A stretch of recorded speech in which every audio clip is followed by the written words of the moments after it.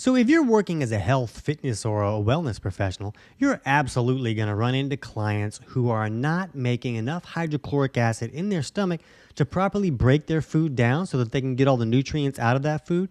But that lack of stomach acid can also create a wide variety of other health issues like weight gain and acid reflux, and this list could go on and on. So in this video, I'm going to help you understand the variety of reasons that your clients may not be able to make enough hydrochloric acid. Let's jump in.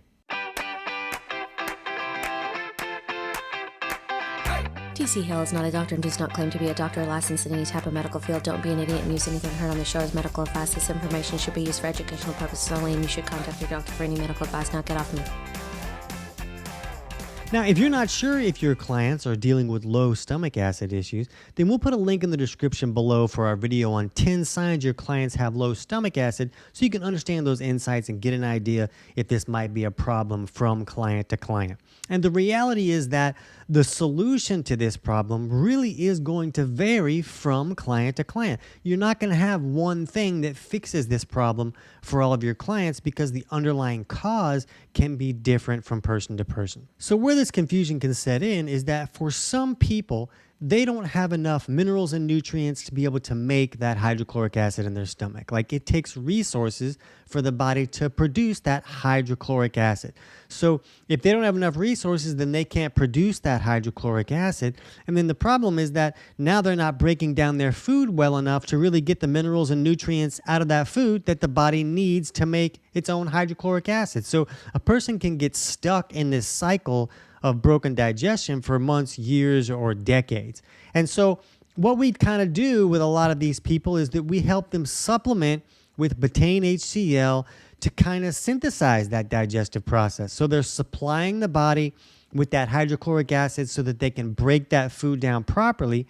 And then for some people, they're going to be able to break that food down well enough that they can now pull the minerals and nutrients out of the food that they're eating, give the body the supplies that it needs to make hydrochloric acid, and then over time they can start to reduce the amount of hydrochloric acid that they're supplementing with because their body is starting to make enough of its own. Eventually, they can drop those supplements altogether, then the body will make the hydrochloric acid it needs to digest the food correctly. The problem is to really get the minerals and nutrients out of the food that we're eating, we need both sides of digestion working correctly. So the stomach is supposed to acidify that food so it can start to break down.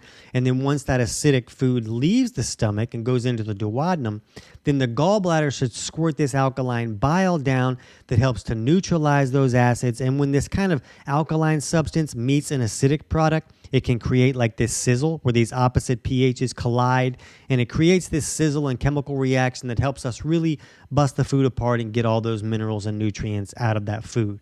But if somebody's synthesizing their hydrochloric acid function by supplementing with HCl capsules, but their bile has become too thick and sticky to flow correctly, now the other side of digestion is not working, and they're not really going to break that food down well enough to give the body the resources it needs to really get the nutrients out of that food. So it has the resources to start making more of its own HCl. So if we really want this to work, we have to make sure that a person's bile is thin enough to flow correctly.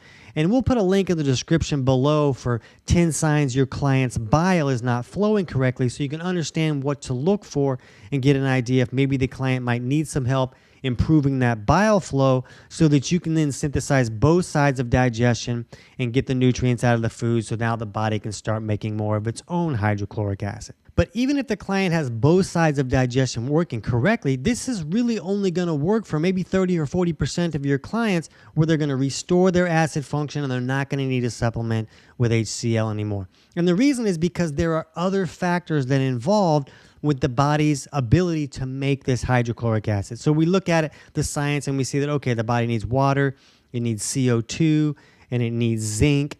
And zinc can be a big deal because the body uses zinc for a lot of functions, not just for making hydrochloric acid. The body uses zinc to kind of help the immune system function. And so let's say that somebody got a cold, or maybe they got a really popular cold, and the body has to use a lot of zinc up to kind of help the immune system fight off that invader.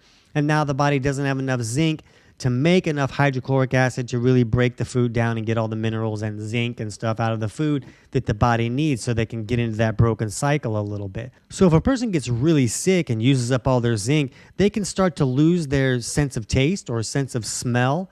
And then we know that the zinc is really depleted and they probably don't have the ability to make enough hydrochloric acid.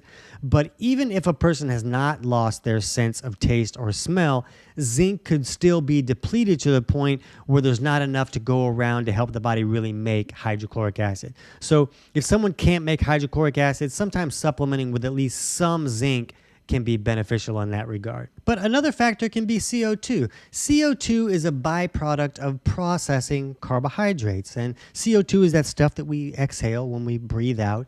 But if someone is on a very low carb diet, or maybe like a keto diet, or even like a no carb diet, like a carnivore type situation, then they may not be producing as much CO2. Since they're not processing those carbohydrates, they're not creating as much CO2. So there might not be as much CO2 available for the body to make hydrochloric acid. Another thing to consider is this client leaning towards the insulin resistance side? Maybe they're even a type 2 diabetic.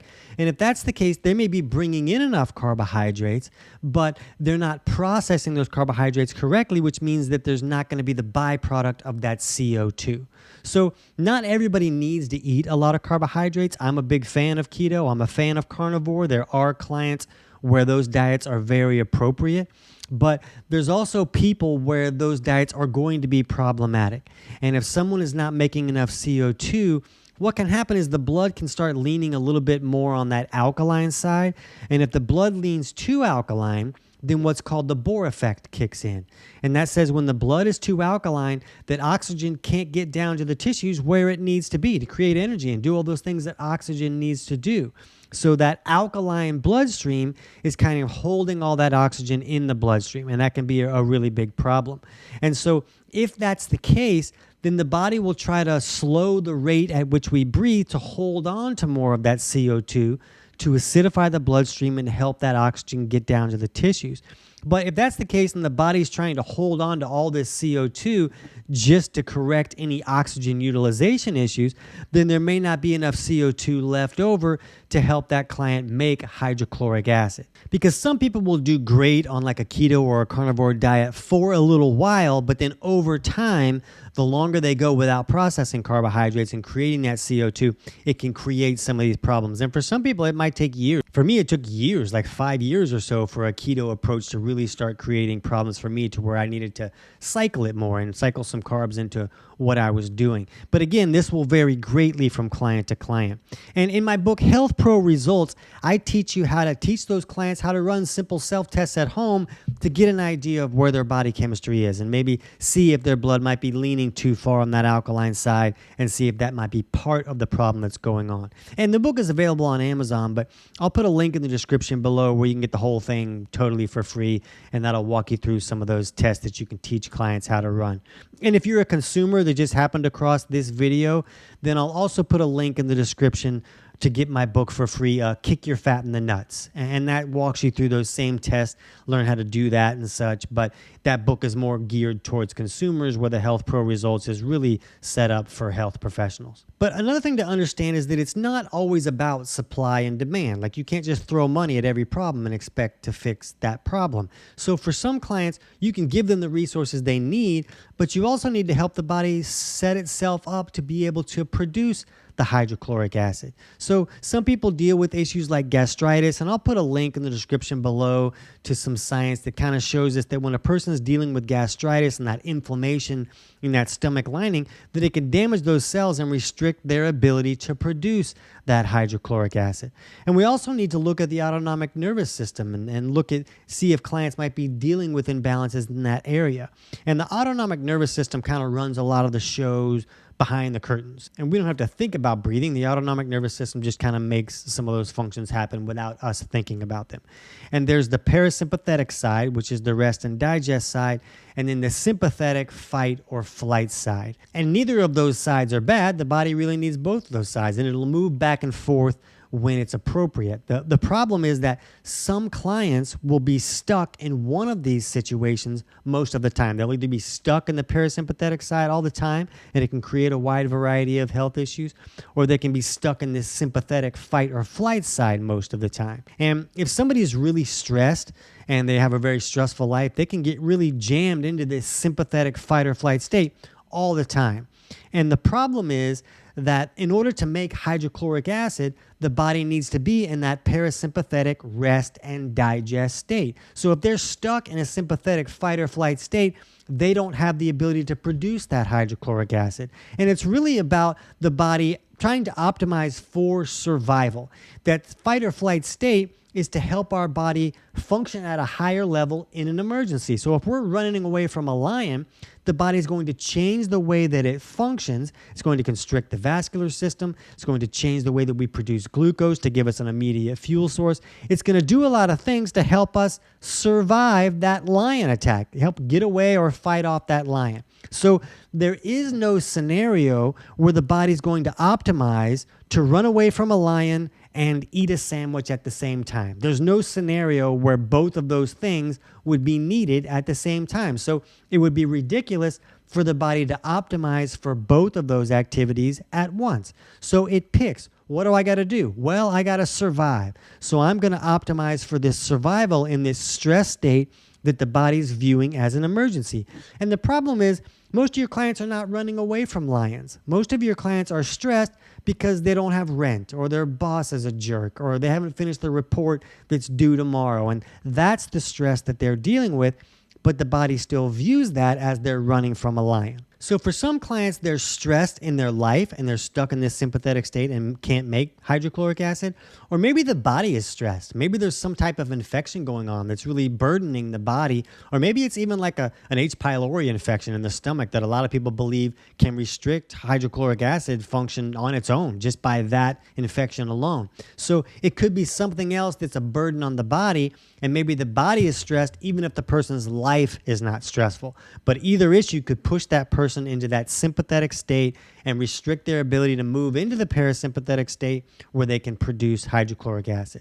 So you can see there's really a wide variety of issues that could be going on from client to client, and it's really about looking at their body chemistry to figure out, okay, what looks like it really needs the most amount of help, and if I help them correct that, does that correct the overall issue? And that book that you can get for free will walk you through understanding how to look at your client's body chemistry and get an idea of what may be going wrong and really burdening the body and stressing it out a little bit. But if you want to learn more about that sympathetic imbalance, go ahead and jump over right now and check out our video on understanding a sympathetic imbalance to gain more insights about that. I can't wait to hear about your results.